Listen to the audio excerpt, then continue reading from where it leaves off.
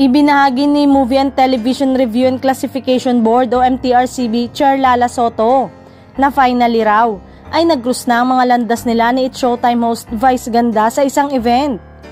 Hindi raw inaasahan ni Lala na magkikita sila ni Vice Ganda sa una fashion gala ni Paul Cabral sa Dalla Peral Mansion. Sa panayam kay Lala, sinabi niyang nakita na niya si Vice Ganda sa event subalit walang formal na nagpakilala sa kanila sa isa't isa. Sa dami raw ng tao, dumating sa puntong nagkatapatan pa sila ni Vice Ganda. Nagpansinan ba naman ang dalawa matapos ang issue sa pagitan ng MTRCB at It's Showtime? It was the fashion show of Paul Cabral, so nagkita kami doon. Nakakatuwa kasi nobody introduced us. I just of course knew na siya si Vice Ganda. Nagkataon lang kasi na napakaraming tao so nagkatapat kami, nagkita kami, nagbeso kami. Nakakatuwa, so happy finally nagmeet kami. Kung babalikan, nagkaroon ng issue sa pagitan ng ahensya at show noong September 2023 matapos masuspindi ang naturang noontime show sa loob ng 12 araw.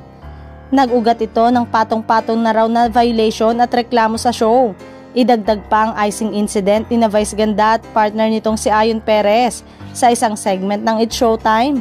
Aminado raw si Chair Lala Soto na bilang pinuno ng board ay minomonitor nila ang mga programa sa telebisyon, kagaya na lamang ng noontime show na It's Showtime.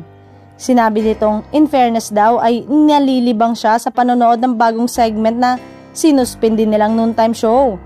Ang bagong segment na tinutukoy nito ay ang Especially For You na nagsisibing dating game.